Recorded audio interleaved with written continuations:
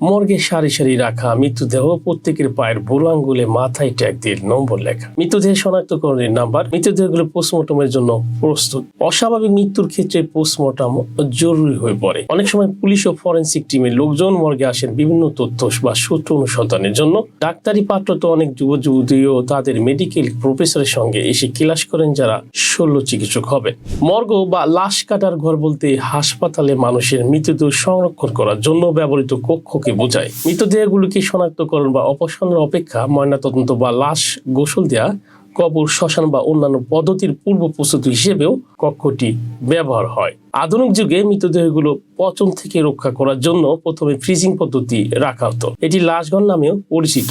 Morgue শব্দটি 14 শতাব্দীর গোড়ার দিকে ইঙ্গো ফরাসি থেকে মধ্যযুগীয় ল্যাটিন মর্টাস থেকে পাওয়া যায়, যার অর্থ এমন স্থান যেখানে অস্থায়ীভাবে মৃতদেহ রাখা হয়। মৃতদেহ পরিচালনা ও ধোয়ার দায়িত্বে থাকা ব্যক্তি একজন ডাইনার, ডোম, মর্গ পরিচারক বা ময়নাতদন্তবিদ হিসেবেও পরিচিত। কিছু দেশে মৃত ব্যক্তির দেহে নিষ্পত্তি করার আগে কবর দেওয়া হয় বা ফ্রিজকে অপরিজনীয় করে তোলে। অনেক দেশে মৃত ব্যক্তির পরিবারকে মৃত্যুর 72 ঘন্টার মধ্যে কবর দিতে হবে, তবে অন্য কয়েকটি দেশে এটি সাধারণত মৃত্যুর কয়েক সপ্তাহ বা কয়েক মাস পর কবর দেওয়া হয়। এই কারণে কিছু লাশ হাসপাতালে বা একটি দাফনের বাড়িতে দীর্ঘ 1 বা 2 বছর পর্যন্ত রাখা হয়। যখন পরিবারের কাছে অনুষ্ঠানের আয়োজনের জন্য পর্যাপ্ত পরিমাণ টাকা থাকে, তখন মৃতদেহটি কবর দেওয়ার জন্য হিমাগার থেকে নেওয়া হয়। নিউ ইয়র্ক সিটির প্রয়িক শহর থম মর্গটি 1866 সালে ভেলুব্বো হাসপাতালে খোলা হয়েছিল। কিছু দেশে মর্গে অন্ত্যেষ্টিক্রিয়া করা হয় বা সরাসরি সংলগ্ন কোনো কক্ষে বিশেষভাবে তৈরি ওভেনে শ্মশানের কাজ সম্পন্ন করা হয়,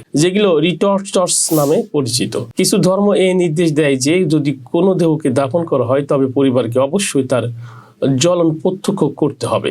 এই ধর্মীয় আচারকে সম্মান জানাতে অনেকগুলো জানাজার বাড়িতে একটি ভিউ উইন্ডো ইনস্টল করা হয়, যার ফলে দেহটি রিটার্টের মধ্যে প্রবেশ করানোর সাথে সাথে পরিবারটি দেখতে পায়। এইভাবে পরিবার মর্গে প্রবেশ না করে তাদের রীতিনীতিকে সম্মান করতে পারে।